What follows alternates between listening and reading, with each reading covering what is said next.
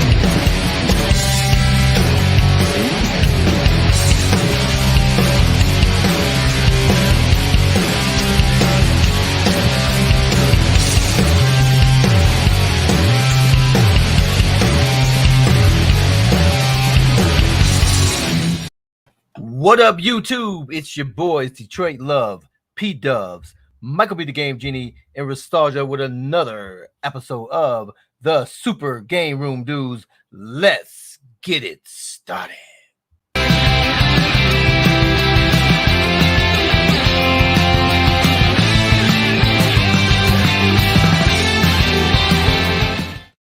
Well, unfortunately, we started just a couple of minutes late, guys. So because of that, we're going to have to go to our Facebook group, the Super GameRoom Dudes Facebook page. Whoa. Let's try that again.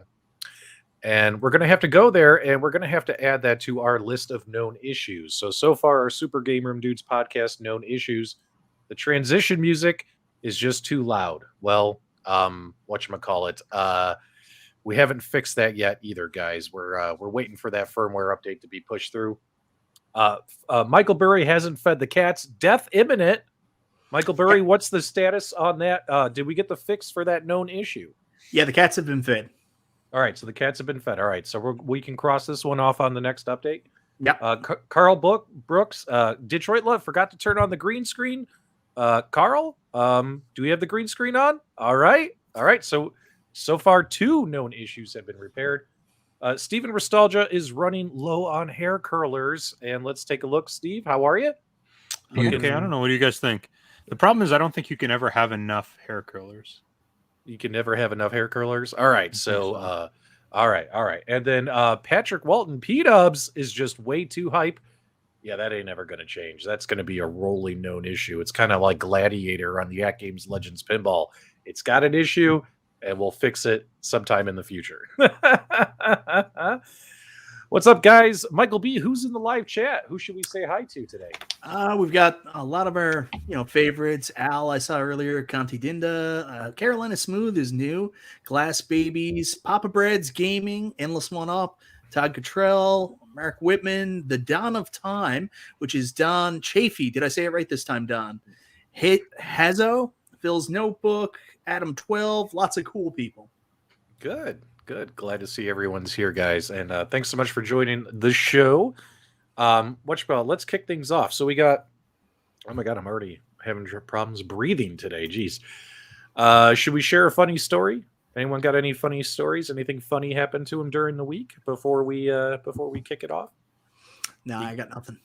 You guys want to hear? I got 2 funny stories. Number 1, I had my HVAC guy come out today for my yearly furnace check, because even here in Arizona, it does get a little chilly. You might turn the heat on in the morning just to get the chill out of the house, but then you turn it off because it's 45 degrees when you wake up, but then it heats up to 80 degrees here during the winter months. But anyway, I had a guy come out, and he goes up there, and I got 2 furnaces, one for upstairs, one for downstairs. And he goes up there, and he comes back. He's like, oh, this little converter thing has crapped out on both units. And both of them, same time, Mike. Not like one, but both, right? And I'm like, okay. I'm like, well, how much is it going to cost to fix? He's like, $220 for each unit to fix, right? And I'm like, okay, how long is it going to take to fix? He goes, I got the parts in the van. We'll get that fixed within, 15 minutes. He goes, it's very easy to swap whatever this converter thing is. What is it called here? Oh, never mind. I'm not even going to pull it up. So I'm like, okay, let's go ahead and do it, right? So he does it, and then check this out. So he fixes it. He comes down. He's like, okay, you're all set. You did all the work, and furnaces look good. Replace those parts. Here's your bill. And he does it on the phone now, right? Like want you to pay on the phone while you're there. No more writing out paper invoices these days and age. So he's like, here you go. And he goes, click next. I click next, and it says enter tip amount. Enter tip amount. Since when did we tip HVAC guys? And guys, if you're an HVAC guy, let me know in the live chat. When did HVAC guys start getting tips? It had 10, 15, 20, 25. And at that point, I felt a little cornered, right? I felt a little obligated. Like, what should I do, right? So I ended up tipping the guy 15% on top of the bill. And then with taxes, the furnace repairs came to $577 today. Could have bought an arcade cabinet for that. And then here's the funny thing. After the guy left and they emailed me the invoice, I did the worst thing in the world. I went to Google and I Googled those converters, the little things that he put in. $30 each. I could have bought them. And there's a YouTube video 5 minutes long that shows you how to swap them in and out of the video. What I could have done is I could have said, thanks for letting me know. Cost of replacement's too high at this time. And I could have sent him on his way. I just would have paid like $80 for the diagnostic visit, right? Turn around, spent all that money, and I could have gotten away with $80 plus $60 and didn't going up there and doing it myself. And oh man, a lot of money, man. A lot of money for something that I maybe could have got done myself. What do you think about that, Mike? It's a tough one, right? Like, I'm all about giving people rewards for doing good stuff and helping them out. But sometimes, unfortunately, companies, instead of accurately reimbursing their own staff, instigate tip systems to, increase morale, maybe boost up their employees without costing them anything. They put that onus on the customer, and it's really unfair. And it's so awkward when that debit thing comes up, or in the States, I don't know how it works, but it's still called debit, and it says tip option. Like, I always feel so weird, like going to Subway and the guy makes my sandwich and then it comes up and it's like tip. I'm like, for Subway, like I didn't get any service. The guy just made the sandwich. I mean, he's paid to do that. So I don't know. It's always really uncomfortable when that stuff comes up, and it's getting too much. And that's the problem with it. It's just companies too cheap to pay their own staff what they earn, so they put that onus on the customer, put that expectation on the customer. It sucks. It's a sucky thing to do. Yeah, man. I'm like, what the heck, dude? Like, I mean, no offense, if you work HVAC. I'll be honest, I've been a homeowner for over 10 years. I've owned 2 houses, and guess what? I've had HVAC. I'm one of those responsible homeowners. Every season, I have a company come out, check the air conditioners, check the furnaces. It's part of being a homeowner, right? And, sure enough, I do it diligently. This is the first time I've ever had an HVAC guy, and this isn't the company I normally use either. Had an HVAC guy ask for a tip. And I'm like, I'm just shocked, especially considering how much money I spent on the repair for two $30 parts. $200 to have him go swap it out. It's literally just a couple minute install.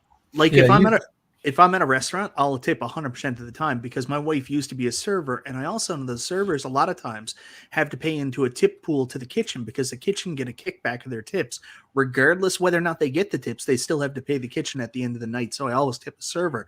Plus, I mean, they're providing you with a service above and beyond what you're paying for. But like Subway, I mean, you're paying for it. It's all part of the package. And no offense to anybody who works at Subway. Like, there's nothing wrong with getting a tip. Like, I might tip you the rest of my change or something, but like a full 15% tip, that's not equatable to full service I just received at a sit-down restaurant. Yeah, and they've been doing that a lot. I don't know if they're trying to supplement people's income because they don't want to pay them more, or with the COVID thing. I've seen it more since COVID's been going on than ever before. And I had a similar thing. I went and did a carry out, a quick pickup, and you pay for it, and it's like, and there's no option for no tip. You have to do custom and then go over there. I mean, so it's just easier to click and I don't even think it had 15%. I think it started at 20%. So it's out of control. But if you're at Arby's, definitely tip those guys because they're awesome. So we got a $2 super chat from Steve. He said, "Here's your tip, P-Dubs. Thanks so much." And I noticed we had several gentlemen join the Dude World Order. We do have channel memberships live. That is the basic channel membership. Don't worry, guys, if you've signed up for the basic membership. There will be another membership, which we'll probably discuss tonight. And you could always change and jump over if you guys want to, or just stay basic. It's totally up to you. Go ahead. So the details on that new expansion pack subscription we're going to have for our membership is it's going to be 150% more. You're going to get 2 sets of retro Super GameRoom Dude shows that you can only watch exclusively through that, and added DLC content to Animal Crossing Detroit Love Edition. Yeah. And then I'll tell you another funny story. So that guy, I think I got taken a little bit on that one. I'll be honest. I think I did. But he did do a good job. He was a super nice guy. You know what I mean? I'll tell you a funny story today where apparently, Mike, I am a douchebag. And so, So driving from work. So here's what's interesting, guys, is so driving here in Arizona, this is a time of year where a lot of people, there's so many convertibles out here. It's ridiculous. I have a convertible. So you're driving with the top down, right? Because it's beautiful weather. You want to enjoy it. It's like when you get off work, it's 80 degrees, perfect weather to drive with the top down, right? So I'm driving my little car, and I'm driving, have the music up really loud, just sitting there driving, enjoying the commute home.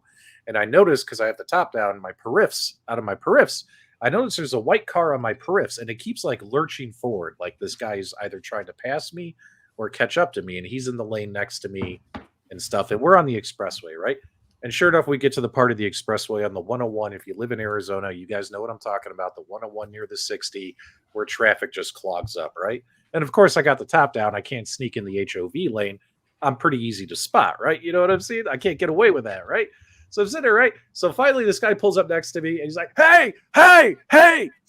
And I look over, and it's another guy driving a convertible, same car as mine, but his is white, my car's black.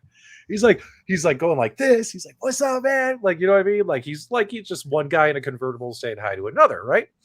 So I'm sitting there and I'm laughing at him. I turn my music down. I'm like, "I like your car, man." He's like, "I like your car." Like we're sitting there talking to each other for a couple of minutes. The traffic stalled. We're not going anywhere, right? We're sitting there and all this stuff. And then check this out. So then like I'm talking to him and stuff. And I have a great day, buddy, right? And as I turn back and look back, what do you usually do whenever you're moving your head? You always check in your rear view mirror, right? So I look in the rear view mirror, and what do I see? There's a woman in a minivan behind us, a minivan woman, right? And she's got the wheel like this, and she's going like this. I see her in the rear view mirror. Like, she was so angry. She was probably like, "Look at these 2 douchebags in their convertibles saying hi to each other on the expressway. What a bunch of douchebags," right? She's all, probably some bitter divorced single mom, right? Like, she was like literally shaking her head, eyebrows down. It was freaking hilarious. So yeah, I told my wife about it, and she said, "Yeah, you guys are probably being douchebags." And we thought, no, it was not hilarious. at all. But this got really dark, like talking about that woman's backstory. Like, yeah, that was a little unnecessary. I thought we were going to get some sort of like a hook, something that was going to. I thought there was a point to that. No, you just wanted to bash on some poor old lady that was just driving. It was a Karen. It was a Karen. The live chat agrees with me. No, the live chat agrees with me. She was an angry Karen. How dare these guys say hi to each other in front of me while the traffic is not moving? Anyway, guys, let's start the show. Michael B., what do you want to talk about tonight? We actually there's something to say for all the arcade and gaming companies, including New Wave Toys and Numskull, who we don't cover as much, but then again, they don't do as much as the bigger arcades, but we do want to touch on those guys tonight. Mike, where do you want to go? And thanks so much, everyone who is joining the DWO. You guys are awesome. We'll get to that other level here shortly. Go ahead. Scott Gray's comment. That's where I want to go. I saw that. All right, Scott. There might be some ladies watching. There is something about an angry woman I just find attractive. Like someone who hates me, I'm just like, I have to have you. Yeah. What is that called? Like I don't know. you how many guys fell victim to you chased after and spent so much time chasing after the one woman who was unattainable, right? You want her because you can't get her, right? I mean, Restalgia, you went through that a lot in your 20s, and you're still in your 20s. How's that been going for you, man? You doing all right? I'm doing all right. I have no idea what you're talking about anymore. Like, you lost me like 10 minutes ago. Restalgia's like, let's get to the video game conversation. All right, Michael B, where are we going first? You name a company, and we'll talk about them. Let's do it differently. Let's start with iArcade this week. iArcade. All right, guys. As you guys know, this is a known issue with our podcast. Feel free to open a ticket, and a customer service representative will not get to you in a timely manner. Our transition music is still too loud. I've been super busy this week. I only released one YouTube video this week. Hopefully, I'll have time to get this stuff fixed this weekend for you. So earmuffs and enjoy the hard rock music. Let's see what's up with iArcade.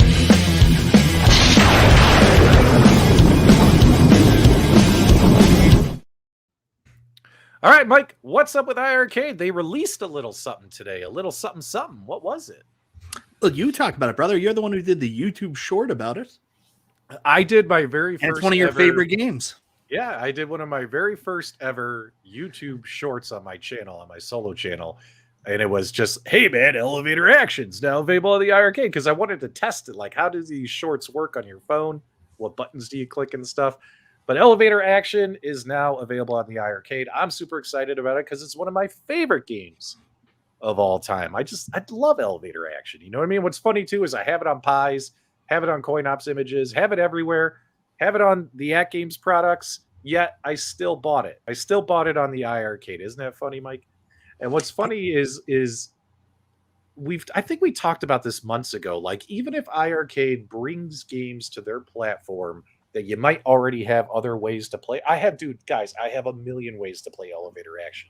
Yet today I spent $10 and bought it. If you guys bought elevator action on the iArcade, put a 1 in the chat if you're an iArcade owner. If you're an iArcade owner and you didn't buy it or don't plan on buying it, put a 0 in the chat. But let's see who bought it. Mike, what do you think about this, man? I bought it for, $10 seems too much for elevator action, but it's like my favorite game. It's one of my favorite games. Go ahead, buddy. I don't know if it's too much. I mean, if it was on Nintendo Switch, how much would it be? I don't know. Usually these arcade titles are priced somewhere between $5.99 and $9.99. So does $10 seem too much? I don't know. It's a specialized service, a lot smaller than Nintendo. You have to assume they can't offer the same prices sometimes. So yeah, I think it's pretty fair. It's up to you whether or not you're going to pick it up.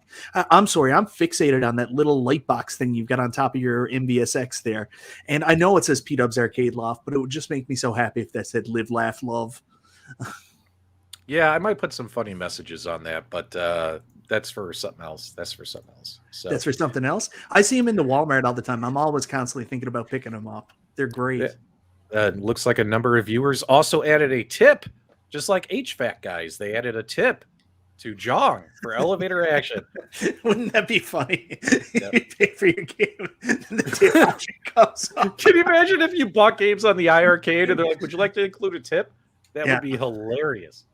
And then, yes, they do have some big news next week. I don't know any of the details.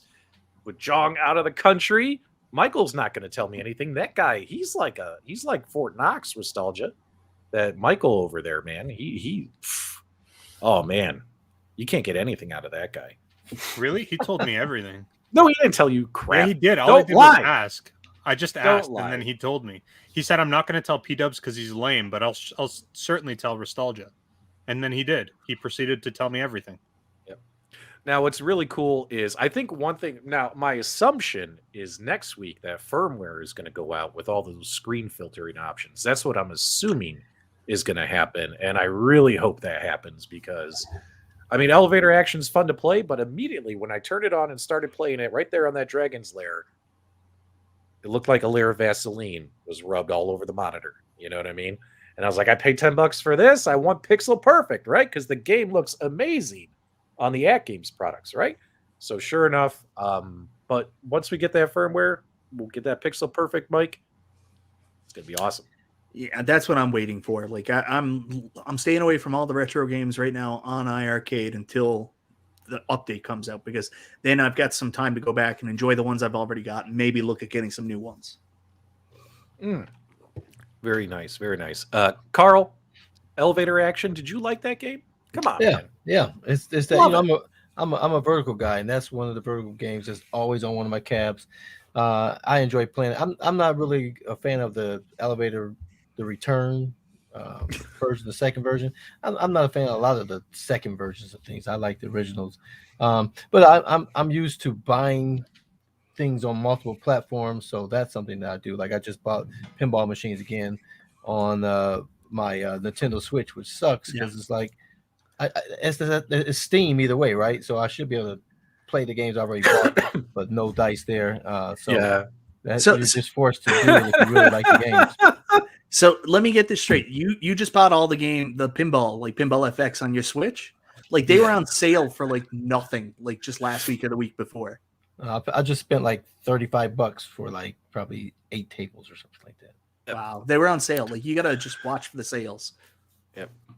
I was getting some heat in the live chat because on my MVSX, he could tell that I had Dungeons and Dragons Shadow over Mystera playing on an attract mode loop on my MVSX behind me, and obviously that game doesn't come included with that cabinet. That is the Hilo X hack running on that bad boy, and I just wanted to be naughty and have a Capcom game running back there. So I think last time I had it running in the background, I had Windjammers playing, but I wanted to change it up, throw some Capcom there for you guys in the background. And who doesn't like the Dungeons and Dragons Tower of Doom, Shadow over Mystera? They're great beat 'em up games, or adventure RPG style beat 'em up games. I love them personally. Mike, do you like those games?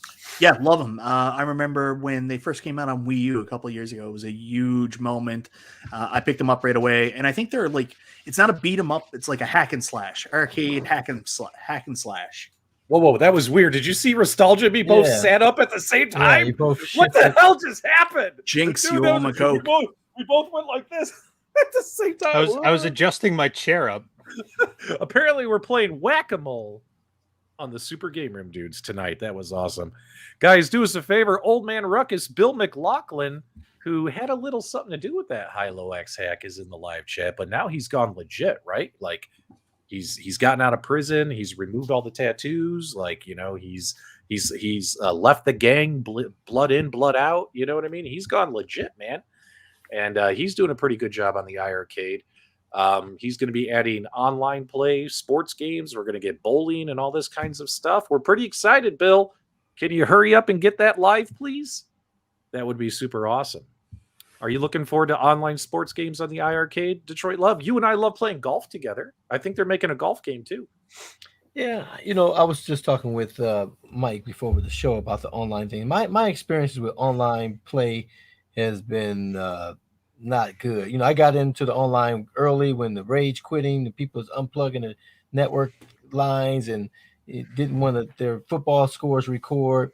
And then I got online with like what's the shooter game, the popular one, Call of Duty. Mm-hmm. And I'm just like getting shot like a fish in a bucket because I don't know the boards, I don't know what the good weapons are, you know. So my online experience has been very limited over the years for those reasons. So yeah, I did get to play with you on there, but I was trying to play with I think it was Waldo, trying to get on there. And that Switch, I know we had a little trouble when you did it, and you got to show me how you did it, because I've been trying to get on and play with him for a while, and it's just not possible. It was a bit of a pain to like get the switches to sync up together. So yeah, it's like you have to do it in a certain sequence, and it's just those type of things to me frustrates me, and I'm paying a monthly amount to be able to do that. And so I eventually just stopped paying the monthly amount because I don't have a whole lot of time, and two, once the frustration sets in, I'm out. But I definitely like the ideal of the Wi-Fi on things for the leaderboards and things like that. But online gameplay, I don't do it a whole lot. I do it on Watch Dogs. I don't know if you guys ever played Watch Dogs on Xbox, but I definitely enjoy the collaboration games in that on that with the online use. Yeah. Restalgia, you play Watch Dogs? I haven't played Watch Dogs. I haven't played it, but I know the game fairly well. My brother loves that series. Yeah. Yeah, I played Watch Dogs 1 and 2. I have Watch Dogs Legion. I bought it when it came out, but I haven't played it a single day yet because I'm I'm worried about the way that the game works, where you control different NPCs or you control different playable characters as the game goes through. Ubisoft tried to do that one time before with Zombie U. And it really took me out of the game. Like I love Zombie U, but I hated the fact that when you died, you just became another playable character. So I don't like that they're doing that with Legion. It's another thing they're trying to rehash. So I don't know. I'll get to Legion at some point. I love the first Watch Dogs, wonky driving and all. Yeah. It's beautiful. Really enjoyed Driving was horrible. All right, so let's move on. So minus that, what else is going on with iArcade? I think that's it. They got a game that went out today. And then big firmware coming. What else did I miss, Mike? So this is not news, but I want to say hello, if he's out there in the chat, to my buddy Mike Dalton. Mike is probably the biggest iArcade fan in the entire world. He's crazy. I've told him we'd had to have an intervention. Lives here in Newfoundland with me, so you can know how much shipping is. He just purchased his 5th iArcade. So much so that they're actually sending him a shirt to thank him. Like, he just loves the art on the iArcade, and he's bought 5 of them. 5 different iArcades. Like, he's the only person I know that can actually have a LAN party in his house. That's very funny. Okay, so let's talk real quick about the MVSX cabinet, since we were kind of talking about it a little bit earlier. Just seems like good timing. So they revealed what the final MVSX riser, if you guys remember during E3, this was their big reveal, is that there was going to be a riser for the base. And look at this thing. This thing looks oddly similar to an Arcade1Up riser and nearly as tall as an Arcade1Up riser. And I got to be honest, guys, I'm going to go full screen here. No offense to my co-host. But as you can see, mine right now back there is on a 3-inch riser from Bobby Vu to Die For. And as you can see, on a 3-inch riser, that control panel is just as tall as the iArcade. And the iArcade control panel is pretty tall, right? We all know the AtGames control panel is much lower. But I'm worried that if you get this riser, like, unless the base sits in there deeply, like, this thing might be too tall. Well, let me know what you guys think about this riser. Let me get off the full screen. You can see where it's going to sit. Is it going to go deep in there? Yeah, it looks like you're gonna go in. Let's just. Does it have a measurement on this? Let's say it's 12 inches. No. That's so funny. What I miss? So you're putting the cabinet in there, and it's like, oh, go deeper. Go deep. Like, how deep does it go? Like, how much is it actually gonna raise? Like, in all honesty, guys, call this guy to Die For, Bobby Vu. His riser is clean. So, I'm gonna ask you guys a question. What did you expect Neo Geo to do at their announcement? I mean, they're one company. They have the Neo Geo licenses. Other than releasing another Neo Geo cabinet with another set of games, or maybe some way to extend the games on your Neo Geo cabinet, I mean, people expected too much. You think they're going to get the Capcom license? How are they going to get the Capcom license away from Arcade1Up? Like, I don't get it. I don't get what people expected for their announcement. I think people expected them to become another company like AtGames, like Arcade1Up, and I don't know if there's the legs out there for another company to do that. Well, hopefully we've got some comments from a lot of folks in the live chat. Some think it might be adjustable, like the Third Floor Arcade with Jason. Make sure you guys check out his YouTube channel. He's been killing it lately. And then also others are saying that the base is going to sit in here and maybe... Well, look right here. You got 3 different layers of screws, so maybe it is adjustable. Yeah, let's go full screen. So. I mean, why would you have 3 different sets of screws right here? That looks kind of weird. There's this really cool thing called a support system. So those screws will support the bracket in there that will hold the arcade up. That's my guess. Yeah, but you wouldn't need 3. I mean, the arcade. Yeah, it's an aesthetic. One of them doesn't have that. Yeah, I think it's just for looks. Honestly, the way that looks to me is that you'll slide your MVSX in, and where it has like the lip of the riser, looks like that'll kind of go just underneath the coin door. So my guess is you probably get like a 5-inch raise on the cabinet. 5-inch. The 5-inch 5 face? inches. All right. 5, maybe 6 inches. Well- So you want them to go all the way deep. You want them to go real deep. If you only have 5 or 6 inches to go, then yeah. You know what? Somebody message unqualified critics. Let's see if he knows, because our good buddy David there. Old he man might Ruckus is here. He knows. know. Oh, is he here? What do you say? 6 inches. So 6 inches. 6 inches. Mama Just knows, seem- child. That seems. That's a looks good like size. Felicio. That's All a good right. size. Yeah, 6 inches is average, right, Mike? That's a good size. Yeah.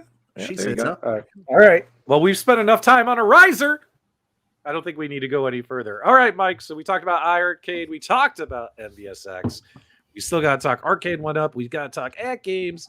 We got to talk Numskull, New Wave Toys, Nintendo Switch, and all the crap going on with Nintendo and those controllers. Mike, you know what, Mike? You had your turn. Detroit Love. What do you want to talk about next? Let's go to New Wave. You want to talk about New Wave? All right. Yeah, We let's don't talk have a about trade. The shoot 'em up. Yeah, so New Wave Toys Replicates. How many of you guys got your 1942 cabinets? Let us know in the live chat. I'm not going to do all these polls. It just takes too long to go click, set things up. But yeah, put a 1 in the chat if you got the 1942 Replicate. Put a 0 if you didn't or have no interest in it. Would love to know. Did any of us here on the panel get one? I did not get a 1942 Lowboy, and I'm kind of regretting it, because it just looks so cool, especially with the made out of the wood and the way the artwork is on the wood and all that stuff. Carl, what do you think about it, since you wanted to chat about it? Yeah, I mean, they look pretty cute. I mean, and they're playable. Now, some people may be waiting for the 1943, which is coming soon. Yep. So put a 3 in the chat if you're going to hold off for 1943. And I love these companies adding more games to the lineup. I'm not a big fan of the shoot 'em ups. Galaga's my only shoot up that I really like playing. These ones are just, they're throwing everything but the kitchen sink at you. So I can't handle that on a regular size screen, let alone this tiny screen. So it's not for me, but I know a lot of people do like those shoot 'em ups, and so the more the merrier when you got options in this mini console world. Yeah, I mean, they're only making 5,000 of those, and there have been plenty of YouTube reviews already about the 1942 Lowboy cabinet. So I have a feeling they're going to sell out fairly quickly. So if you guys are interested in getting one, you might want to go grab one before they're gone, because they are only doing 5,000 of them. Now, we did get an update from them on their Facebook page, their corporate Facebook page. They showed pictures, I believe, of the 1943 cabinets all boxed up, ready to go. They're just waiting on I think they even got the container, if I recall. And they're just waiting to get that thing on a boat and send it over here. So which one did you guys like? 1942, 1943? I mean, I kind of like that Lowboy, man. That Lowboy, baby. What do you think about that, Restalgia? I have a 1942. I have a 1942, and I like it. I've got. I just posted like a YouTube short on it today, and I've got my review video. Probably I'll be finished with everything and editing it and having it out sometime over the weekend. But it's actually a really, really well done cabinet. And what they've done is they've actually included in it like little scuffs in the wood. So when you actually look at it up close and you're really looking at everything, it just looks like it's a real cabinet. Like it's just very well done. The build quality is awesome. The screen's okay on it, and the controls actually feel pretty good. So I don't know. They're great little machines. I'm a huge fan of the New Wave toy lineup that they've got in general. So, I don't know if I should wait for your review or not, but something you just said there caught my attention when you said the screen's okay on it. And I wanted to know, is that something you want to wait till your review, or do you want to talk about that more now? I don't mind. Yeah, I don't mind. So I found that the screens that they use, they're okay. They're not the greatest screens in the market, but they do serve obviously the purpose of playing them up close. I find that if you are, like, I guess the way that these things are designed is you can get the secondary controller. The 1943 controller comes with the 1942X, and you're supposed to be able to plug that into the back, and then you can sit back like a little bit farther away. The screens are really small though, and the viewing angles aren't that great. So from my perspective, if you're going to be playing this with more than one player and you're not going to be like playing directly on the control deck that's right in front of you, then you're going to need to plug this into like the HDMI out into a TV or something. Who's playing 2-player on these? Like, people are gonna play that. They're like, I can't do 2-player on an Arcade1Up, but two people are gonna play a new Wave toy quarter arcade at the same. Are they quarter or 1/8? They're 1/6. So they're 1/6. So they're smaller than the quarters, but I think that's the reason why they do the HDMI out now. So you've got the HDMI out that'll pump into a TV, and you can just set it up, beside you, connect it with a long enough HDMI cord, and you could play on these tiny little controller. And believe it or not, the little controllers, when I first got the one with Street Fighter, I thought it was going to be horrible. Like, I was like, nobody's going to like this. It's going to be so uncomfortable. You'll cramp your hands. But honestly, it actually, like, they did a good job with it for being such a tiny little controller with the small little joystick and the small little buttons. It actually feels pretty comfortable in your hands. I was very surprised by that. So I don't know. I don't think I will ever utilize 2-player mode on any of these small machines, but I think it's a good little device. Like, if you're going to pick it up and just play it on your desk or something. So you're saying it's desk. There you go. It's desk shit for sure. Where's the shirt? Where's the shirt? I'm waiting. So I wish I got into these earlier, because I feel like I missed out on so much. I only got into quarter arcade, and I'll be honest with you, I had an opportunity to review a quarter arcade, and I got Miss Pac-Man, and I was like, well, worst case scenario, if it's not something I'm really into, I can review it. My daughter could have it. I fell in love with these quarter arcades. Like, the Numskull Quarter Arcades are incredible, and then I went back and started looking Restalgia when you got Dragon's Lair, and I was like, man, I wish I got in on these earlier. Like, wish I was there on time for Dragon's Lair. So I almost feel like it's almost too late to start. I wish they would re-release some of the earlier entries. Well, I was actually reading that Numskull is changing their design process, and they're no longer using wood, and they're going to start using plastic for the frames. I don't remember exactly. I was reading it somewhere, and I don't know if it's true or not. It's just somebody was saying it, and I was like, oh, I really hope they don't do that, because, like, the whole appeal to these things is that they are very high quality replica miniature scale machines.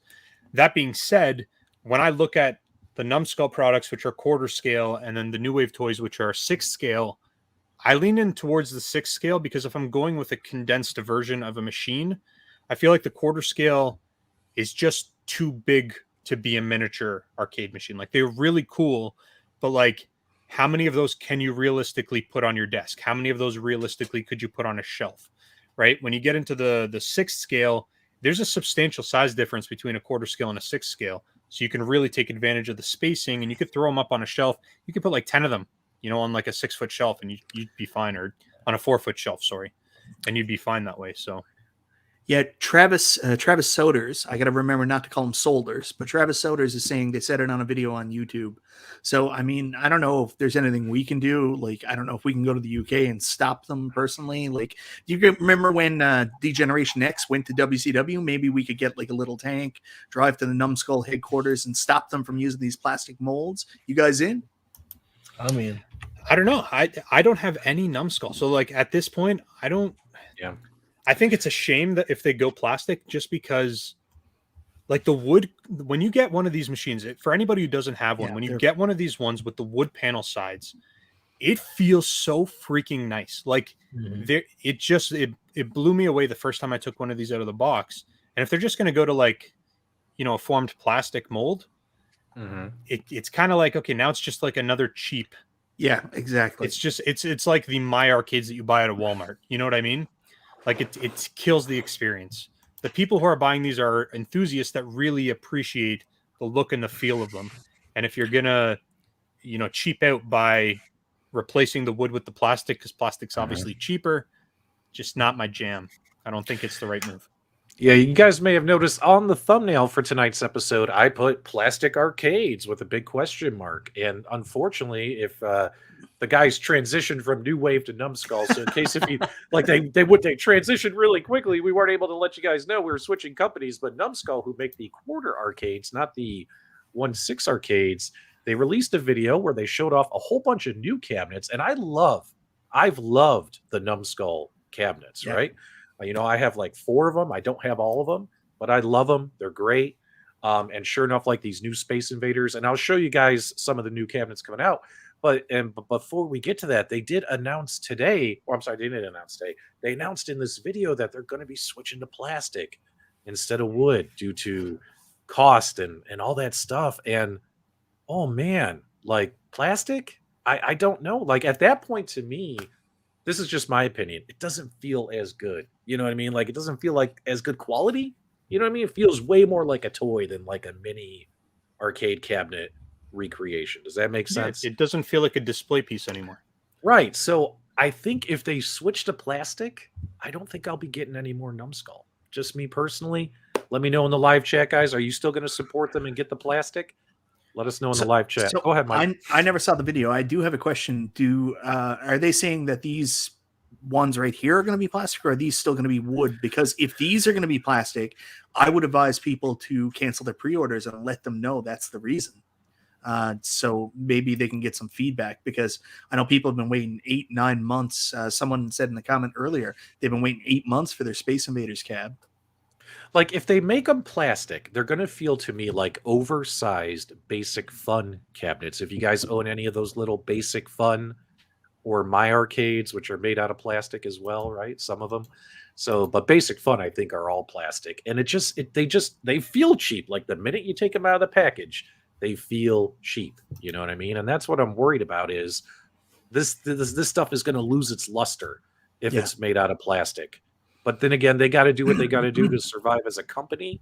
So I'm torn, because I don't want this company to go out of business. But then again, I don't want to spend $200 on a piece of plastic. Go ahead.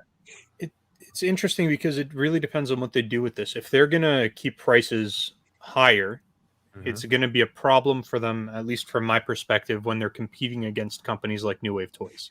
Yeah. Because the actual experience of unboxing and using and holding and touching, and if you're into it smelling these new machines, is going to be inferior to that of a plastic made device. That being said, if what their plan is to transition into plastic and have a lower price point so that way they can reach more of a mass audience, then sure, for the people like us that are really interested in that high quality build, it's kind of a bummer. But at the same time, they may actually sell more units to a larger audience. I personally don't like it. That being said, I mean, I don't know their business model. I don't know them as an individual. I've never owned one of their products, so I can't really speak to. I've never bought one. So from my perspective, I could be way off, and I just don't know what their market is. But yeah. So I've completely changed my mind, and I need that Zookeeper. I need it now. You want that Zookeeper, huh? Well, they're also. I would go all in on a real Zookeeper if I could find one. Yeah, and then they have the elevator action. They got Bubble Bobble, and they said they want to make a Pirate Pete one. And then, of course, another USB charging station, but this time a Pepsi machine.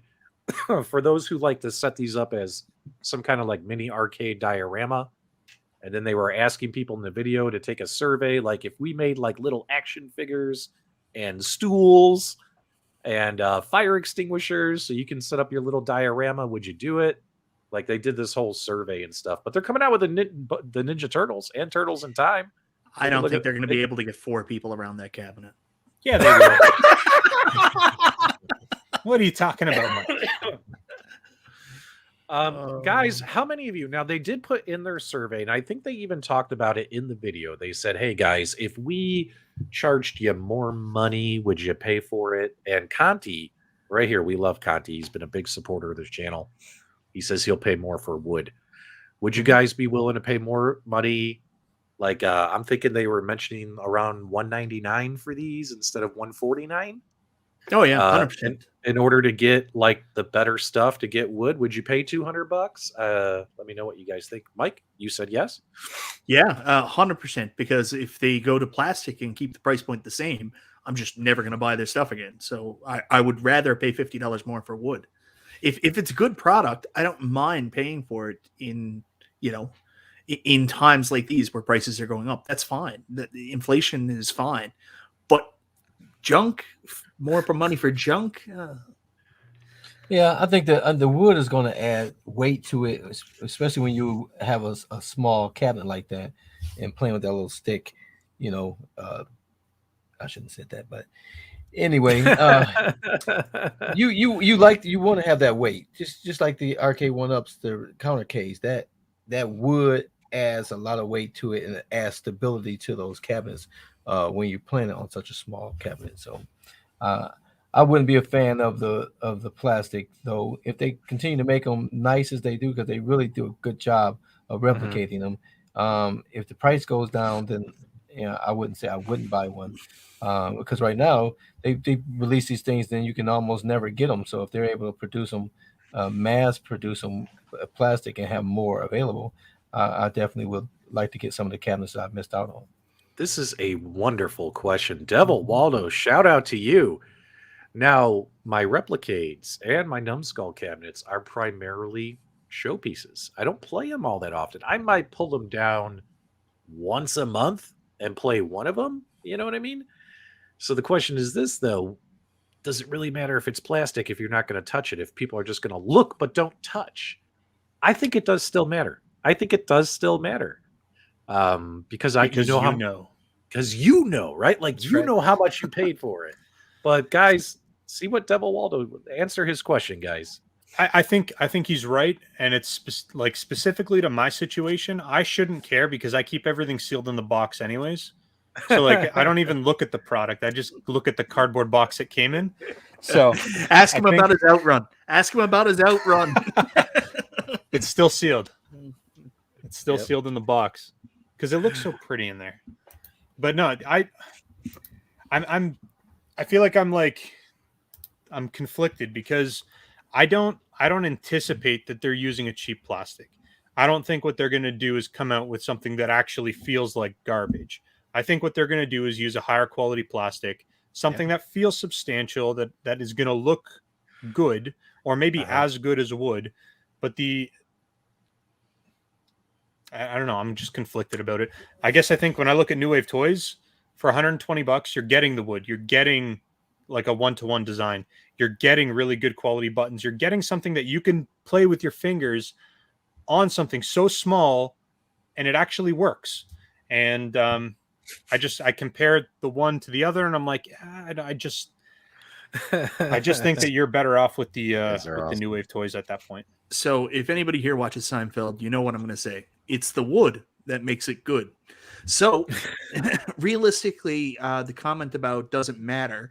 Well, if you collect hockey cards, I can get a real Wayne Gretzky rookie card and put it in a container and leave it on a shelf and be like, wow, I have a real Wayne Gretzky rookie card. Or I can just print one off and put it in the shelf too. It's still on my shelf. I can still look at it, but you know the difference. All right, guys, let's get off that.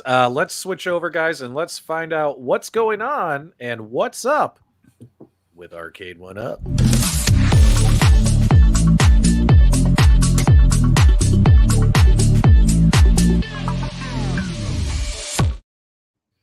All right, so I might actually have an Arcade1Up countercade here that I think is actually very interesting and might be worth it. So if you guys hop over to QVC's website, these new Arcade1Up countercades that have 5 games are on sale for $130, and they've added a super cool Galaga 88 edition. Let's go full screen for you guys. Wasn't expecting this. It's got Galaga 88. It's got Galaga Galaxian, Gapless, and is it Xavius? I think Xavius is on here. Oh, there we go. Xavius. There you go. How do you pronounce it? Xavius? Yeah. Well, I've always said Xavius. I've always said Xavius as well. Tato, who gives a shit? But it's got an E, not an A. Yeah, but the point is, that's actually a pretty good lineup. 5 pretty good Galaga games, or shooting games, I should say. $129. Guys, what do you think about this little countercade? I actually think might be a pretty good one. Like, this might be a good deal. Mike, what do you think? Can you cue up my picture that you had for me last week? Oh, the 3/4 scale Diva? Yeah. Let me see if I still have it. I don't know if I deleted it. Oh, here we go. Yeah, there you go. So, there's my answer. You're just here for the 3/4 scale arcades. I'm just here for the 3. But I will say, I hope everybody enjoys their Galaga 88 reskin Frogger. Kara, what do you think about this one? It doesn't look like the marquee lights up. Maybe that's what's going on here. Oh, look at that. Look at the ding right there. It's got some dings in it. Yeah, I mean, I'm not. I was never really a fan of the Galaga 88. The side panel that thing doesn't look nice to me at all. Though I like those game. I like the game lineup. Yeah, One good game lineup. Good game lineup. Yeah, 130 is a good price now. I'm not sure if that's Yeah. backlit. Is that a? It has to be a new one, right? So I would imagine the marquee uh, is backlit. So if that's true for $130, well worth it. Well worth it. What about you, Restalgia? What do you think? I don't like the countercades. They're just not my thing. So personally, it's I don't care if it's $50. I'm probably not going to buy it. If you're into that game lineup, sure. If you like that form factor, sure. I don't particularly think the artwork that looks that great on that one. Game lineup is okay, but just not my thing. Yeah, I mean, if you compare it to the Numskull and the New Wave, if you Whoa. actually want to play the games, then obviously the countercade is a much better product if you actually want to play them. If you want to have them as a display piece, then the other two definitely are better options.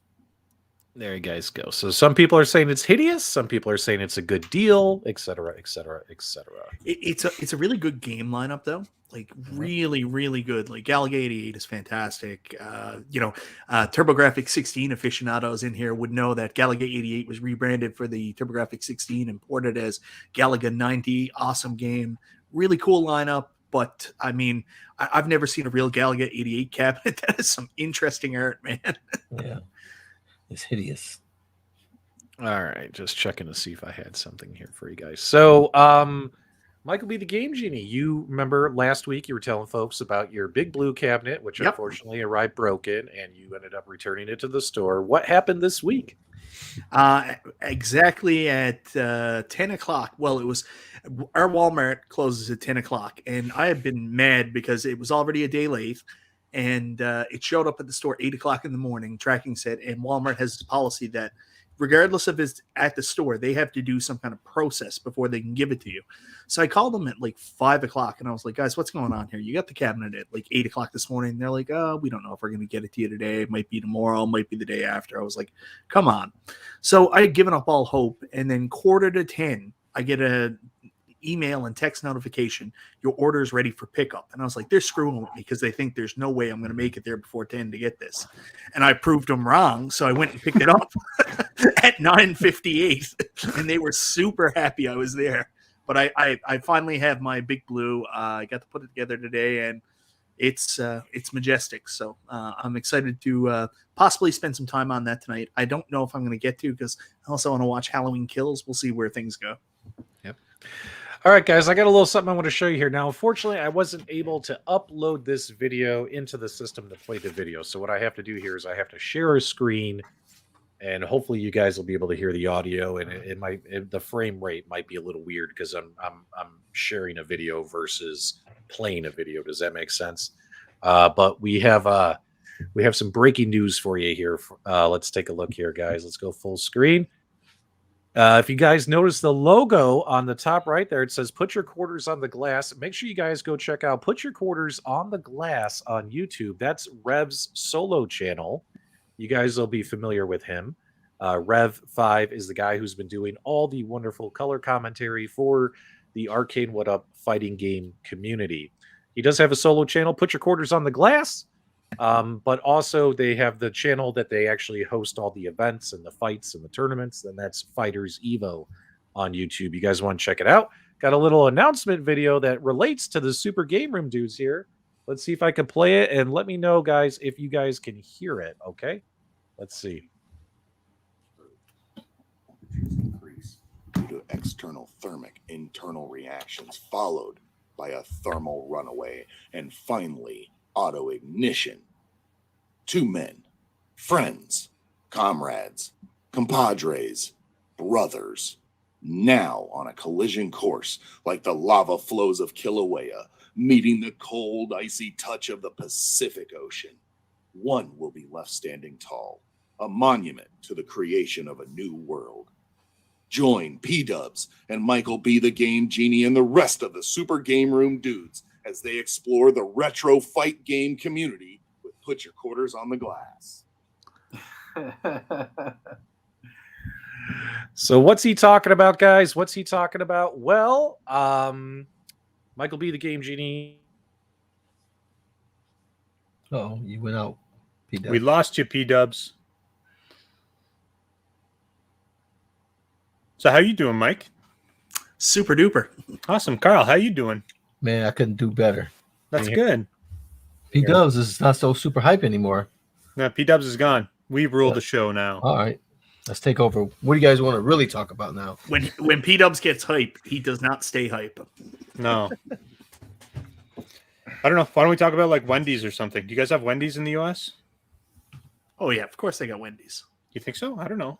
You Yeah, got Barbies. I've got a question for you. Do you have A&W? And if so, is it a hot dog restaurant or is it a burger joint? What? I know. It's a hot dog restaurant in some places in the States. No, you're lying. It's both. A&W Yeah, is not a hot dog restaurant. I'm 100% Yeah, well, yeah, serious. they have footlongs. Told you. No but- way. Yep. Footlongs. Yeah. Hold That's on. what they're known In the for. US, A&W, It's a Has- hot dog restaurant. I mean, it has burgers. hold on, too. wait, it's a hot dog restaurant or they sell hot dogs? That's They- different. They sell hamburgers and hot dogs, but they promote the hot dogs more than anything. Boom. Hot dog What? restaurant. They're like chili Boom. dogs or something. No way. We don't even have hot Yep, dogs here in so Canada. This is a I- Canadian franchise, isn't it? We don't have hot dogs anymore, I but don't think it's a Canadian franchise. I think Anyways, it was here first and you I guys only- stole it. I only found out about it when I went to I worked at this place called Camp Winnetou in Pittsfield, Massachusetts, and I stayed there for the summer. And I went to the mall in Pittsfield one day with all the other counselors, and they had an A&W there, but it was a hot dog restaurant, and I was like, I'm in the upside down. Like, I don't know what's going on here. How is doesn't this make not a burger sense. joint? Yeah, because in Canada, I would say that A&W's is probably like one of the top, in the top 5 burger joints, period, in Yeah. Canada. So I don't know if that says that we just have really terrible burgers up here or if it's like, All right. Sorry about that, dudes. So what that means is Michael B, the Game Genie, did pick up his big blue cabinet. He has it, and I went ahead and I ordered one. Mine is on the way. Should hopefully arrive. I think they said by the 25th, but it'll probably be sooner. Walmart's already preparing the order. Ended up getting a $50 Walmart gift card from a family member. So I was like, okay, the cabinet's $600. I'll use the gift card. So technically it's not my money. So that's 50 off. And I'm like, you know what? When that stool comes, I'm going to sell that stool for $50, right? And then by then I'll only be out $100 or $500 plus tax for the cabinet. I'll have not broken my line in the sand, and I'll be okay to play. You Big hear that, blue guys? cabinet. That's the waves coming in, washing the sand away. That line That's what is you've been saying to gone. me. You've been giving me you've been giving me crap about it, right? But I'm like, I don't want to spend over 500. I've been messaging John D. I'm like, dude, are you guys going to release a bundle without a stool? And he's like, no. Like, I think that cabinet is only going to come with a stool. I don't think there's going to be any other. no, John D Variants. lied to you to get you to buy Variants. it. So that way, Yeah. 3 months from now, they're going to release it with Right. Oh, And- yeah, get ready for this. I actually have some breaking news. There's a version $299, no stool, no screen. It's just the control panel and the cabinet. It's at Dollar General, $299. Yeah. Hold the line. Oh, I love that. Oh, trust me, we're holding the line. If I wasn't holding the line, I would have bought X-Men, Turtles in Time. You know what I mean? What else went up for pre-order? I haven't Killer Instinct, but that's sold out, but that's going to go live again.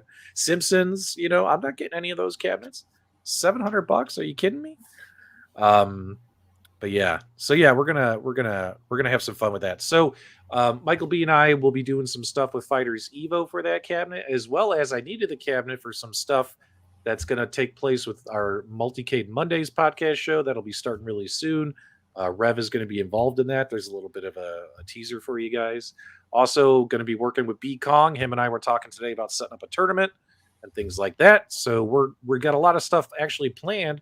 So kind of like the cabinet was kind of a necessity. Go ahead, Mike. What are you laughing about? Can you bring up Papa Brad's last comment?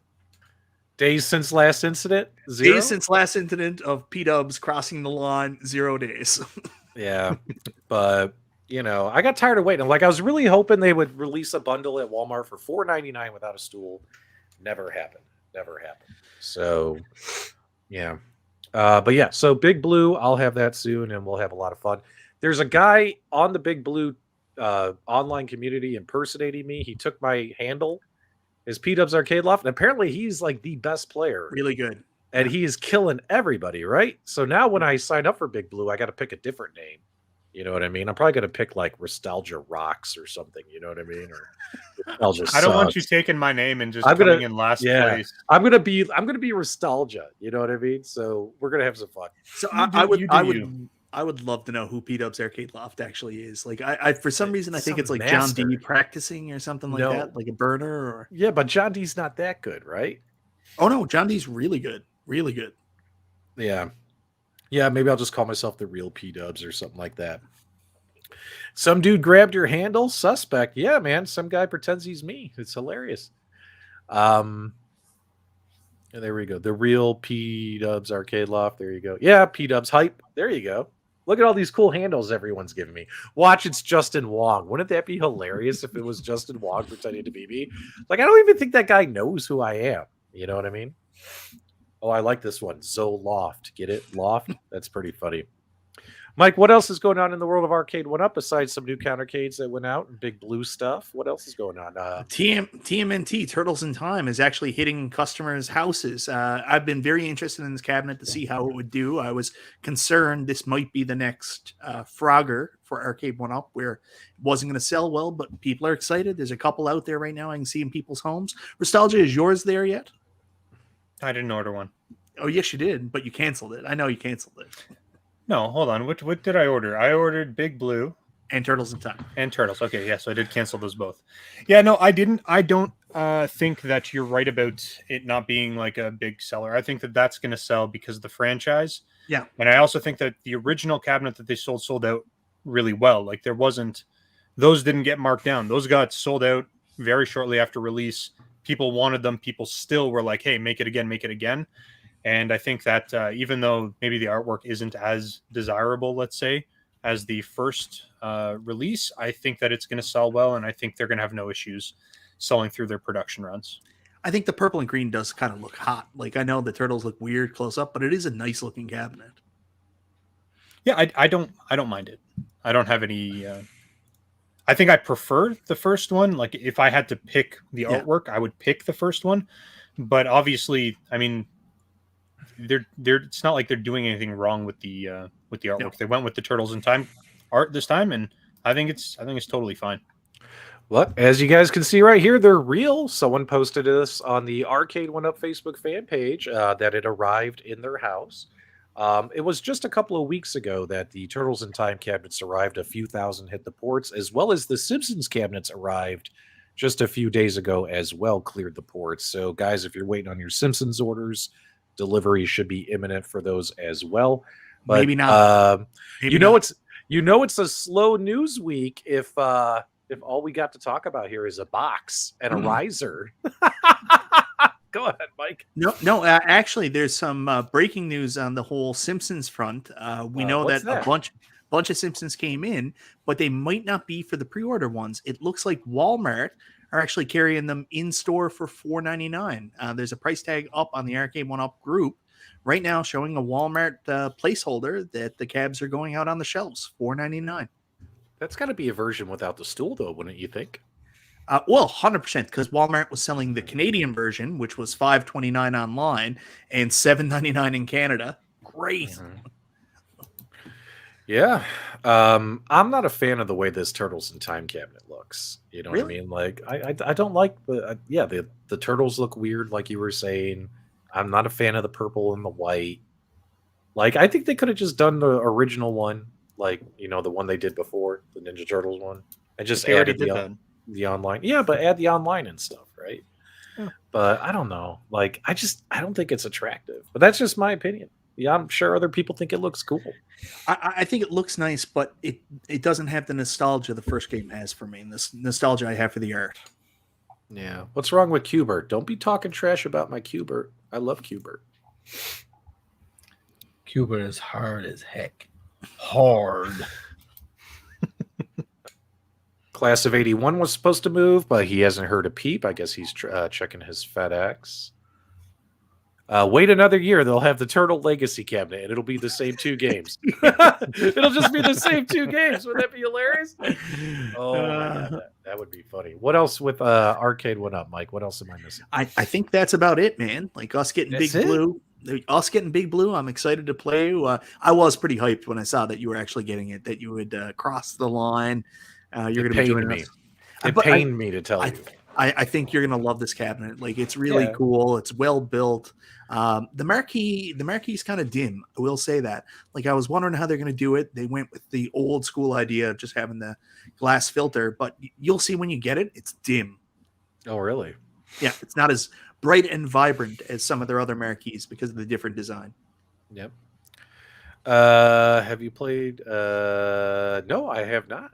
I have not played this yet. That's a good idea. I'll have to look for that and have to play that. That would be really cool. Q*bert's Quest VPX table. I'll have to check that out. Video Game Vegas says Q*bert needs to come to iArcade since Uplay Arcades came out with an add-on that locks your joystick into the correct position movements. Well, that would be nice, but I don't think Jog makes decisions based on a third-party seller making accessories. So, but the good news is if they ever did get Q*bert, that accessory would probably be needed, right? Mark Whitman says another container ship sunk today. I didn't hear about this. Did you guys hear about that? Is that true? Oh boy. Hopefully it didn't have our electronics on it. Hopefully it was a bunch of like, I don't know, cars or something. All right. What else is going on in the world of Arcade1Up? That's it? We done? That's it? That's it, man. That's it. it? There is one other piece of news. UAG is having John D on next Wednesday night on the weekly retro party. So for those of you waiting to hear from John D, waiting to get all the news, check that out Wednesday night. He'll be on live. Oh, okay. What else we got going on here? We got before we wrap up the show with AtGames stuff, let's talk about channel membership. So if you guys are late to the show, the Super GameRoom Dudes have turned on our channel memberships with the Dude World Order. You guys can click the join button and join for $1.99. You'll have access to the members-only streams, members-only community posts, members-only chats, etc., etc., etc. But what we wanted to do is we wanted to give you guys a little bit more, right? So we're thinking about adding a second tier, might just be another $1 or $2 more. But we wanted to, we were going to get together and come up with some ideas. But I wanted to get your guys' opinion because you guys watch this show. This is your show just as much as it is our show. What would make it exciting for you guys? Would you guys? So, for instance, if you guys would like there to be like a members-only post show or a members-only pre-show or something of that nature, let us know in the live chat. Discounts on merchandise. Let us know in the live chat. What would you guys like? Restalgia to call you personally and tell you are wrong. All that stuff. What are you guys thinking would be some nice perks to throw into that other membership? Go ahead. Nude pictures of Restalgia. No, nobody wants to see those. It's in the chat. It's been there a couple times. I don't think so. Just topless.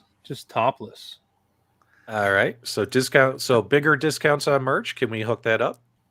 We can hook that up. Yep, we can do that. Give them bigger discounts on merch. Go ahead. I'm getting a little bit of flack from Jeff Rainwater, so I'm going to show his mug here for a second.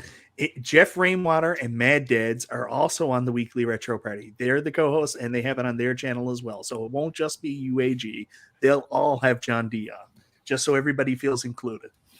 All right. Also, my name keeps coming up in the chat. Can we make like a list of my responsibilities if I'm going to be involved in some of this? Yeah, What is the Restalgia option? That's where you call people, like personally. And you tell them they're wrong. Private Zoom calls with Restalgia.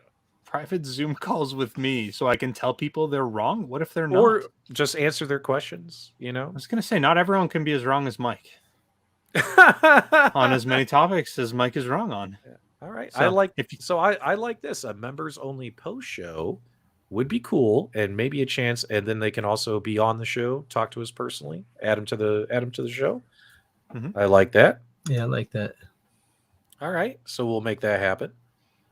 Let's see here. Restalgia will call people and tell them to get good. He does do I that. can do that. Yep. Ask Restalgia anything. There you go. All right, cool. So we're gonna lock you into that, Restalgia. Zoom calls. once a month? Restalgia hair dolls. I can give you guys like little lockets of my hair. It's a little creepy. I'm not gonna lie. I don't think I'm it's overly not- comfortable it's- with that. It's not actually lockets of his hair. He wakes up in the morning and just goes one of these. He goes "Woo, woo, woo," and just all this hair falls off his body. It's gonna be my back hair. Yeah, that's what it. Arcade Amy, the Uh. True Catfish story, only on the Super GameRoom Dudes members only show. Yeah. All right. I like this idea right here. Todd Cottrell, posters. What if the next level, everyone gets a Super GameRoom Dudes poster? Those are usually fairly cost effective to print and mail. So I have a fantastic idea. Let's all go out and Sign get, like, merch. let's all go out and get like sexy fireman costumes, and we'll do like a calendar. Like Oh, there's for the 4 love of of God, us, Mike, so that we is can a do horrible 2 months, idea. And just No. we'll pose as sexy fireman. No, we will not do that. That is Little- not an option. Why would you plant that Oh, seed? wait. Yes. Super GameRoom Dudes naughty Christmas card list. You end up on the naughty Christmas card list. Okay, we're going to add all this stuff. Zero Hero wants our bath water. That's the Belle Delphine. Belle bathwater thing? Delphine. Yeah, You Belle get her Delphine. name right. All right, you guys gave us some great ideas. We will put those together and set up that second tier for next week, and you guys will be able to pick which one you want to be on. Either way works. I like it. I'm not gonna lie. Half these ideas are really funny in Yeah. the chat. They will not be funny when you open your mail and get a lock of my hair, or you get a really awkward calendar of PDubs trying to look sexy in a fireman outfit. I'm just like, let's sleep on it before we make any decisions and see if we can actually, come up with some good ideas. I just maybe. want Restalgia, there, and he's asking people to drink out of his fire hose. I most certainly am not. Apparently, Console Fanboy says he is Arcade Amy. That sounds about right. Yeah, we assumed. We didn't want to accuse, but we assumed. But there you guys go. Okay, so let's talk AtGames. Restalgia, what's going on in the world of AtGames? What do you got for us? Here, I'll give you I time. have to no think. idea.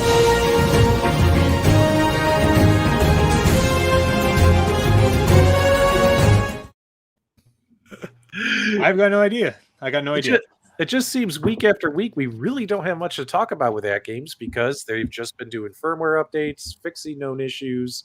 The good news is it's been like 3 weeks in a row of this.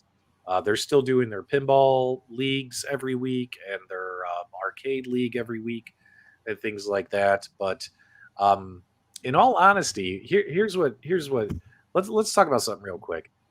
In my opinion, I think what AtGames needs to do is they're stabilizing a lot of firmware issues. But what they need to do, in my opinion, is they need to get some better games on ArcadeNet, like ASAP, like ASAP. Because you have like Arcade1Up AtGames has had online play since the day their cabinets launched 2 years ago, right? You've had ArcadeNet, you've been able to play Metal Slug and all these other games with your friends online, but no games have been added. And the games there just aren't the games you really want to play with somebody online, right? Arcade1Up comes out, and now they have online gaming. They're building an online gaming community, and the online gaming community is excited. They're pumped, and they're the games that people actually want to play online, right? Like, I'll be honest, like, I have fun playing, like, Squash and a couple of these other games on ArcadeNet with people, but there's a lot of games that I would never play those games on ArcadeNet. So, guys, do you want AtGames to add some more games to that? Let us know. They built a wonderful infrastructure with the lobbies, Mike. We've talked about this. The lobbies and all that stuff is really cool, but nobody's using it, right? Nobody's using it. What do you guys think? Am I off my rocker here? So I will say something. We lose some of the appeal because we're fortunate enough that we have all the pinball games that we don't get that benefit. There is a lot of benefit to the pinball that comes out with the ArcadeNet subscription, but where we have it all, we don't see that benefit. So it's easy for us to miss that part. I agree with you. I would love to have some more enjoyable games, like eggs, to play online through ArcadeNet. Eggs. or something else. But we sometimes we have an embarrassment of riches of things that we get to play, and we do lose the fact that we already have the pinball games, and that is a very exciting feature that does come with ArcadeNet. Yep. What is the number one reason you don't play ArcadeNet, guys? Is it the cost of an ArcadeNet subscription, or is it the fact that the game's listed? You know what I'm saying? Let us know in the live chat. Is it the money? Because their ArcadeNet subscription is a little too expensive in my opinion as well. But is it the cost of having a subscription to do that, or is it the games that are available to you to play? In my opinion, it's the games. And in my opinion, AtGames is losing this. Like if they thought that they were winning, like we have an online community, Arcade1Up is coming in full force. They're bringing in Killer Instinct. Imagine how many people are going to be playing that online against each other. That game's going to be huge. The Big Blue community is growing. Not as fast as I thought it would, but it's growing. The Marvel vs. Capcom community was huge. NBA Jam was huge until everyone got tired of playing it, right? You know what I mean? Like you can only play 5,000 games and then get tired of playing the same game over and over, right? But there's still dedicated people playing NBA Jam all the time. I still get requests from people. I had to tell them, guys, I don't have a cabinet anymore. Let me be. Yep. So Master says the games and no online community. Games list is boring. Laggy. Games. I don't play because he has CoinOps. So it sounds like there's some people who literally just don't want to play online with other people. I totally respect that. Adam 12, it's expensive for what it offers. See, that's another thing that ties into the cost, right? The cost of the subscription should be validated by the quality of the games available to you for that subscription, right? And the games list just isn't improving. So I think AtGames, if you got some money to spend, get some more games. Games are what make people play, right? I mean, look at this Nintendo 64, right? They're adding Nintendo is adding, Switch is adding like Nintendo 64 games. Did they pick like the crappiest 64 games ever? No, you got like Star Fox. But they own every freaking license. Well, I know, with the exception of like 5. But they didn't come in saying, you know what, we're going to give you the crappiest games that sold no units. Don't get ahead of yourself, because unfortunately, what happens with this Nintendo Switch Online service, like it starts and you get really good games, and then instead of monthly updates, it switches to quarterly updates, and then you wait a full quarter, and like the stuff that comes out is kablooey for Super Nintendo. You're gonna get like Milo's Astro Lanes, and you're like, what the F is kablooey? What the hell is this? You think they're going to pull a switcheroo? They're giving us a pretty good kickoff lineup, and then they're just going to go to crap. That's what they did with the SNES and the NES. Well, not with the NES so much, because if you were in the know on NES games, like they released some really good games on that, like Journey to Silius, Vice Project Doom. Like those are hidden gems. In fact, I did a video that has like 400,000 views on NES hidden gems, and they cherry pick some really good titles off that list and put them on that Switch Online later on. But then there's some duds that not everybody's going to think is dud, like Eliminator Boat Duel. Some people like it, but they didn't exactly go high end on the later releases. So they get you first, and then later on, like the Super Nintendo lineup has just been dreadful. Mm-hmm. Yeah. I like this comment from Don. If they can sell pinball packs, why not arcade game packs? That'd be kind of cool, right? But what's funny is, and it's kind of like what we say, right? Like, even if there's other ways you could play games, people will still buy it. Like, I have a million ways to play Elevator Action, yet I gave iArcade $10 out of my wallet today, and I bought Elevator Action. There was no reason for me to buy it, but I did because it was available. It's licensed, it's optimized, it's ready to play. You know it's going to work. Does that make sense? Oh, yeah, totally. I mean, there's different mindsets on, I guess, what they want to do with ArcadeNet. But, like, I look at a title, like, if you bring in one title that's really, really good that people are going to want to play, you can build a community around that, increase your user base, and move it out. Maybe they don't think that there's enough units out there in the atmosphere right now in order to make it worthwhile, but I mean, at some point you either got to shit or get off the pot, right? Jim Harper here, I like his comment. Hopefully, since they're charging so much, they'll keep releasing good games. I hope so as well. N64 doesn't really have a massive library though, so like We're talking about AtGames still. I know. I think the comment that was on screen was related to N64. Okay, yeah. Well, I mean, there's only like 284 N64 games, and 296, isn't there? 296, yeah, something like that. It's a 296. very, very small library. It's not the 32X or the Virtual Boy, but it's a small library. And if you really like, when people look back at the N64, there's really, really hard nostalgia goggles on, because the game lineup, it's few and far between with really, really great games. Most of them are all first party. No, and they've got most of them coming up on like the initial launch or the subsequent launch anyways. Yeah. So and all those games we really want, like WCW versus NWO Revenge, WrestleMania 2000, No Mercy, GoldenEye, we're not going to get those because of licensing. So, the only good wrestling game on N64 was No Mercy. All the THQ wrestling games were fantastic. No Mercy. That was it. Guys, what do you think about Shoeshine's comment? I buy things I can play other ways on iArcade because it's really easy to play on iArcade. My AtGames products take forever to get to the game. What do you think about that? What does that mean? Like, well, it's there's too many games to filter through, or like what is the? I think it means what it's. There? I think it means what it says. Restalgia. It takes forever to find the game he wants to play. So he buys it on the iArcade where he can find it and play it easier, quicker. What do you think about that? Are you asking me? Anybody? Chime in. Okay. I don't know if I necessarily agree with that. Just because if you're playing like a built-in game, you can set it to favorites. You go to your favorites column and then off you go. That being said, there you go. I mean, it depends. The whole purpose of the AtGames machine is that it's a multi-cade. You're not going to have 10 games on there. You're not going to have 20 games on there. You're going to have 100 games on there.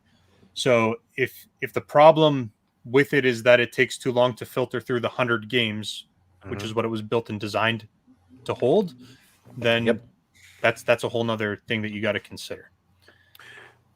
Yeah, I have on all my AtGames, I always have the favorites list set up on all the machines because even at 300, 350 games that come included, I don't play all those games, right? Mm-hmm. I might play like 20, 25 of them. You know what I mean? And then the rest I play via CoinOpsX or PCs or, streaming or whatever, all that stuff. So before we get off for the night, there's a great question there about the AtGames Legends Mini. I think most people are pretty anxious about that now. We're wondering if it's still on schedule for November. I haven't heard anything. I don't know if there's any news coming out, but from everything I hear, everything's still a go for November. That's what we're looking at. Yeah, that'd be really cool. Product reviews will come once they lift the embargo and say it's okay to release content on the units. The good news is there's some units out there, and folks have been able to spend some quality time with the product. Not like, hey, I just received it today, I got to put out a video tomorrow kind of thing. You know what I mean? So I think once they give the green light, I think you guys will get some pretty quality reviews from a lot of folks. A couple guys on this panel, as well as a lot of big names out there on YouTube. Cool Toy, Mad Little Pixel, all these guys. So. And the Nintendo Switch Online, we talked about it, but we did put it in the thumbnail. I think it would be pretty stupid of us not to talk about it before we get off here. We were just talking about it. Well, we didn't really talk about it because there's a real hornet's nest with this Switch Online that we're not talking about, that people were really upset about today. So when this was originally announced and they announced the expansion pack, when you think expansion pack, you think small upgrade, because that's technically what this is. I mean, we're getting 2 new consoles. I mean, it's not like there's any massive online upgrades. It's a small upgrade. How much do you think a small upgrade would cost? $10. $10. That's what I thought too. Maybe $8 to $10. Right. How much did it cost? Wasn't it like $35 more or something like that? It's 150% more for the expansion pack. I didn't know you wanted a percentage. I'm sorry, man. No, but it's $30 more. Like the basic subscription with the expansion pack went from $19 to $50. So there's a war raging online right now of people saying like it's only $50 a year, guys. Get over yourselves. To other people saying that's crazy. I'm just going to emulate the shit out of these games. So it's really interesting to see Nintendo hitting people with that Nintendo tax, and people are really divided online on whether or not they think it's fair. Yeah. Well, what do you think, Mike? Where do you stand on that side of the fence?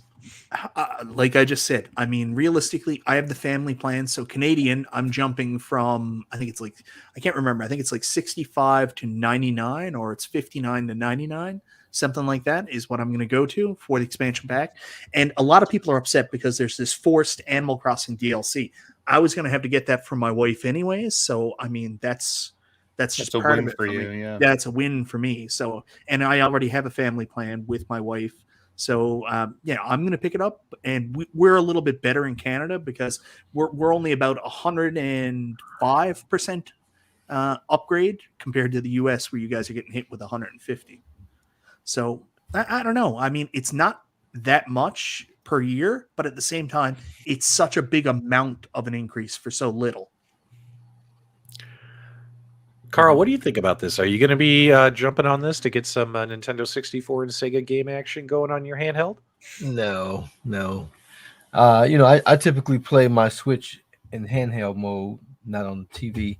I think those type of games would benefit more with a controller in front of a TV, and I just don't play that way. And again, I'm not a fan for the online subscriptions. I have the family plan, which I should have the individual plan because no one else plays it with me, and I just got charged again for the family plan. So that's my experience with these things. I sign up for them, I don't play them that often, and then I end up just keep getting charged for it until I cancel it. I have what was it? Ready to Rumble? Was that the boxing game that was on the 64? Yeah. Ready to Rumble. Yeah. I mean that would be the only game that I would definitely would like to play. Will I sign up for a monthly charge to be able to play that? I doubt it. And they have so many of these plans. They got Google has their gaming service. Apple has a gaming service. Fire Stick had a gaming service. You know what I mean? All these things are trying to get you to sign up for these monthly amounts for that. And so you really have to pick your poison, which one appeals to you. And for me, none of them has appealed to me to date to play for these servers. Even the Xbox has the Game Pass. You sign up and you play these games, and that's been a disaster on my system. My daughter's put all these games on there. You go to click on them, and you don't have. I'm not paying the service anymore, so those game links don't do anything. You know what I mean? So I'm not a fan of these pay to play type of services. Well, there's some people in the chat saying it's worth it, and we're just gonna. I like someone wrote in the chat, we're just gonna eat what Nintendo gives us, right? And then there's some people who are saying it's not worth it and they're not gonna upgrade. I mean, $30 a month. I'm sorry, not a month. An extra $30 a year to play some Sega and 64 games. I don't know if I'm gonna do this. I don't think I will. I'll get one of Nostalgia's one of his Restalgia's little hack systems that I can play all that stuff. But is it really that much money? It's like going to McDonald's and buying dinner for your family twice in a year. Or family one night, or going to McDonald's twice in a year. Between me, my wife, and my kid, if we ever went to McDonald's, it'd be like $30. Right? It's not the amount of money; it's the principle of the increase for what you're getting. That's what people are upset about. Oh, I like this, but you're renting games. That's absolutely true. Go ahead. Yeah, Carl. but it's no different than saying Netflix is renting movies. I'm sure most people in the audience have a Netflix account, and they're happy to spend whatever the $10 a month for Netflix. So you don't get to own those movies. You could pirate them. But you pay for the service for the convenience that they're there, that they're gonna run properly. It's point and click, and it works. N64 specifically is not an easy device to emulate, and most emulators have problems with most games. Even something that's super easy to emulate, like Mario Kart 64, a lot of emulators don't do it correctly. There are parts that are glitchy. There are parts that don't work. I can't remember the name of the track, but there's a track where you have a camera right over top of a tunnel that you're driving under. In most emulators, that does not display correctly. So the idea here is that you are essentially paying for something that works correctly. That being said, you've got a $50 per year price point, which gives you access to everything that they've got. You can compare it to something like Sony, which is $60, Xbox, which is $60. The big problem I see with the argument there is simply because Nintendo's infrastructure is not the same as Sony and Xbox, right? With Sony and Xbox, you can do like online live chat. With Nintendo, you've got to download an app and you've got to chat to your friends through this application, and it's not a seamless experience. So I think that's where people are upset. What you would hope for is that if you're going to spend $50, that in the next 6 months, maybe we get new features, maybe we get better compatibility, maybe we get some other stuff, but that's kind of a leap of faith, essentially. So Console Fanboy gave us a $5 super chat, and he's throwing down the gauntlet to the live chat as well as the panel. He goes, "What's going on here? You guys don't want to spend $50 a year for hundreds of games, but $700 for a cabinet with 2 is okay?" What is he missing? What do you guys think? He's right. He's right. But he's right. At the same time, Zohar, your super chat just got us 10% of the way there. So you throw a couple more of those at us, and maybe we'll get the online service. Not really. I'm joking. Oh God, don't start that. We don't need that. I'm joking. We don't need that. No, and that's the fair thing. Like it's $50 a year. Exactly. It's $50 a year. It's not the amount. It's the principle that people are upset about. It's not the amount. What they're charging amount wise is not really that big a deal. It's like the plastic. It's like the plastic arcades. It's the principle, right? Like I don't want a plastic arcade. I want a wooden arcade. Go ahead. The reality of the situation is it was likely Nintendo was going to increase those prices anyways. So even if Nintendo didn't bump their prices, maybe they didn't even release N64 and Genesis, but they may have already been planning to increase their baseline price to $35 anyways. Zohar, you didn't have to do that, brother. Zohar, you didn't have to do that. I'm gonna don't do that. This back to him. Yes, don't do that, man. One thing I do want to say though is Restalgia's right. Restalgia, you don't hear that all the time, but Restalgia is right. But Nintendo were always going to raise the price. They were figuring out a way to do it. So this expansion pack and all that stuff, within a year, it's not going to be called expansion pack. It's just going to be called Nintendo Online. They started cheap because they didn't have a lot to offer, and now they're trying to figure out ways to increase their value to make this the same price point as PlayStation Online and as Xbox Gold. So that's what we're dealing with now. This has nothing to do with inflation. This is their roadmap on how to charge more for their online service, even though it's only peer-to-peer and doesn't have the same infrastructure that the other two have. And the other thing is that Nintendo knows how to emulate their own games. They know the source code. They know their source code. Nobody else does. Everyone else has to reverse engineer the consoles to try to make an emulator that's compatible with their games. Nintendo doesn't have to reverse engineer anything. They have the blueprints. They know how to build something. They know how to kind of take the software and get it to do exactly what they want it to do. You're going to get a good experience. So. Can you bring up Paul Minderman's comment? Did Nintendo add a school and a lit marquee to add value? Oh, That's I love funny. it, Paul. That's thanks awesome. so much. That's I want to go back to what Restalgia said there because it's so true. I'm playing through Super Nintendo, and I just bought like the Super Nintendo controller and the NES controllers. And man, oh man, they're sweet. They're so good. I'm out. Also, what they put F and Echo the Dolphin in here. I'm done. I'm out. I'm also a huge Echo detractor. So you know what? This is what it feels like when doves cry. But anyways. But look at this really good lineup, though, Mike. Sega, look at that. Yeah, you got Golden Axe, Castlevania, Strider. Oh, that Castlevania Bloodlines and Contra Hard Gunstar Heroes, really expensive games, and they're really good. But I want to go back to the emulation thing. If you're playing Super Nintendo, this is the best Super Nintendo emulation out there. It's better than the SNES Classic. It's better than anywhere else. This is the top of the line when it comes to emulation of these systems. It is what it is. Also, another thing we're not talking about, these games right here, Streets of Rage 2, when you get this online membership, PDubs, I can call you up and say, what are you doing, brother?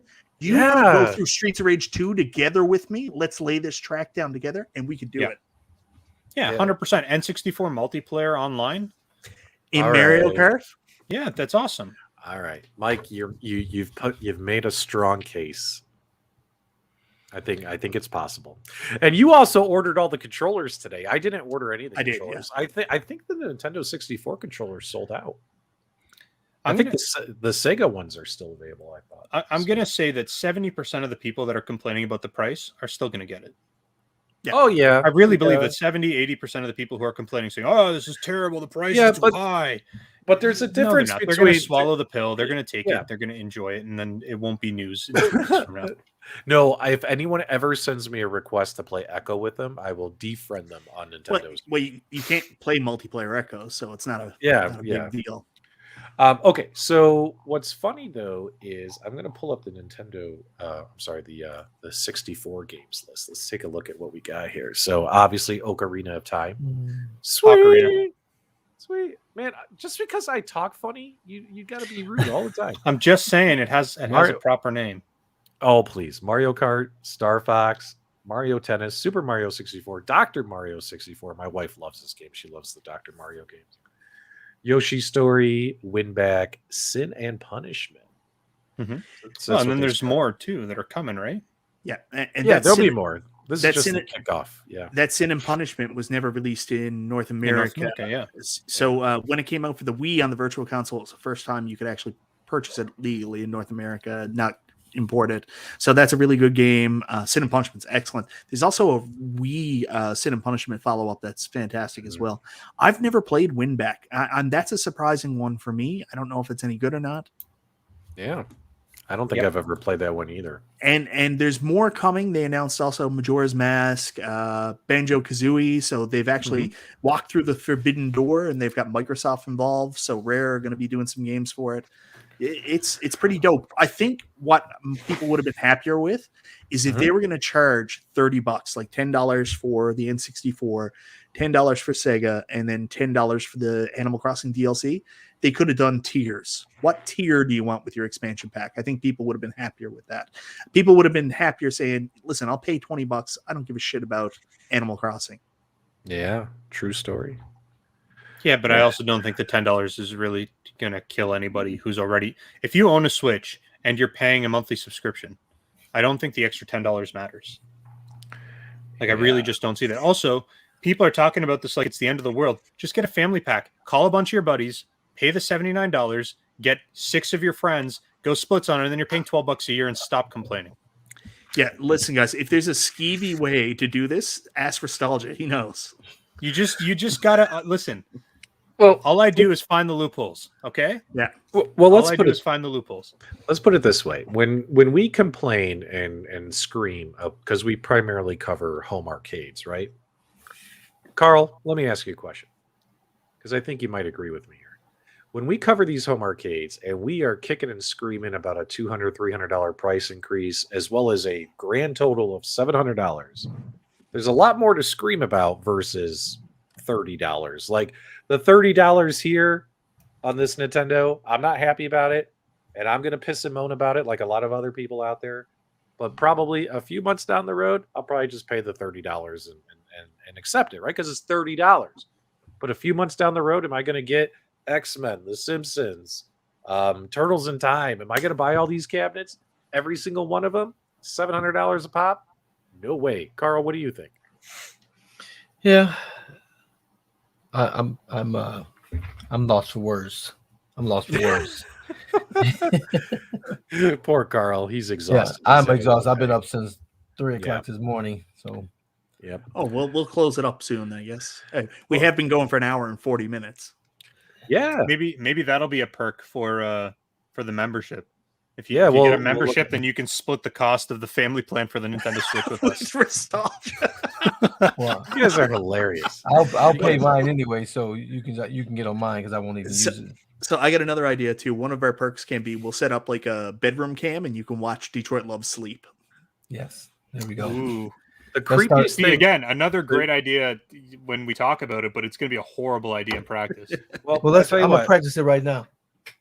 I like the idea of either a pre-show or a post-show. I like the idea of giving them more discounts on merchandise, and then also like some posters or keychains, some swag, like stuff like that is all I think doable. So we'll set that up for you guys. So good stuff. I think we could put a pin in it. We've had a very long show tonight. Michael B, what do you Send us away. Send us away, Michael B. Carl's too tired to do it. Look at Carl. He's exhausted. Come dream with me tonight. There you go. Magnets. People always love magnets. Magnets, pins, buttons, all kinds of stuff. Locks of Restalgia's back hair. It's going to be great.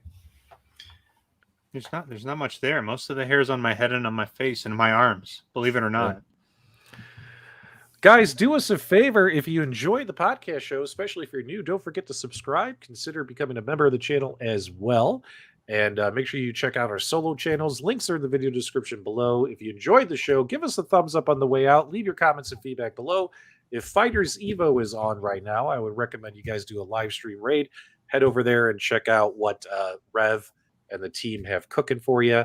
If you like online competitive fighting matches on the Big Blue and all that kinds of stuff. Carl, do you have it in you? Can you send them on their way? Until next time, guys, we'll see you on the web. What happened to him? He's exhausted. He's exhausted.